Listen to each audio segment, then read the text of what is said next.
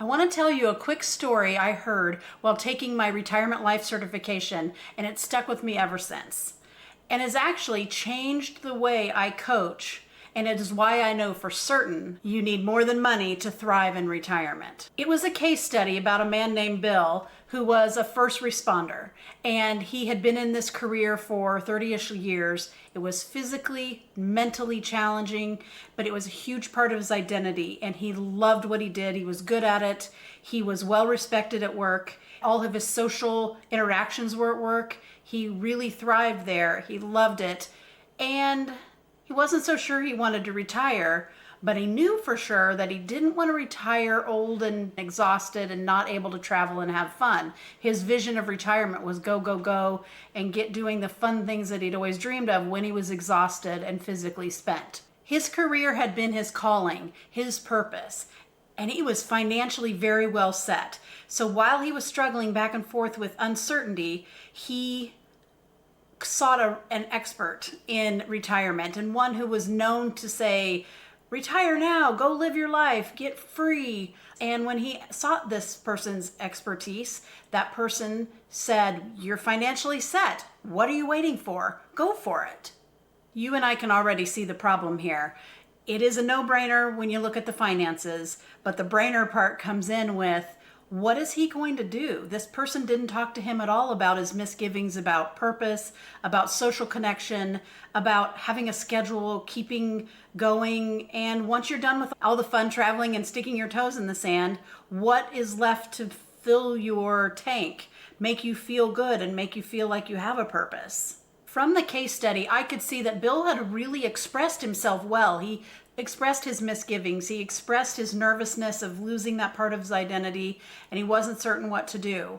And in the case study, it was obvious this person did not listen to him, did not really listen to what the root of his nervousness was. So therefore, they didn't talk about it.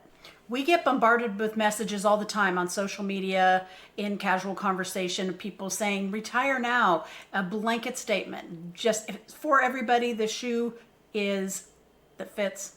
The shoe that fits. Okay, one of those things. The blanket statement that everybody says is retire as early as possible. And that may be, for some people, the best thing. Don't get me wrong, money matters. I have been broke. I've had $7 in my account and no gas in my tank and no idea how I was getting to work for the rest of the month. I have been there. It does matter.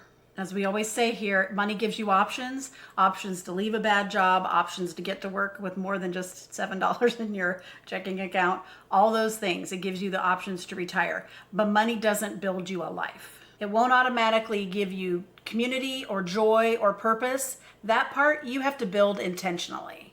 I was frustrated because he got zero advice. I'd be interested to know what you would have said. I think I know what I would have said had he been coaching with me. I think I would have said, there's no rush right now.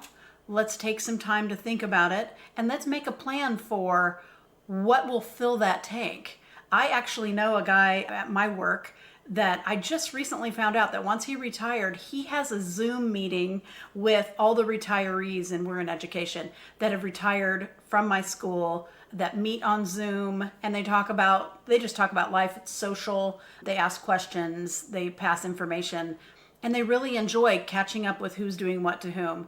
I think this guy could have done the same thing, especially in that first responders world. He could have set up golf tournaments or had some social events. They could meet for coffee at the local cafe.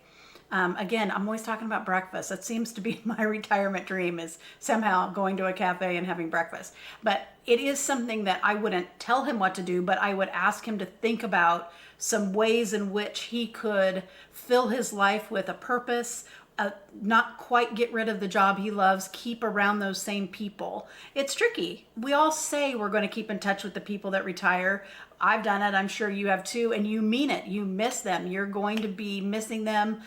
But when you don't have the daily water cooler stuff to talk about, it's different. It's just different. And you don't mean to, but you guys are moving in different paths and different speeds, different things. So it's just a bit different. And I know that's what Bill was experiencing. So if you're thinking about retirement, ask yourself this. Maybe your money's ready, but are you ready?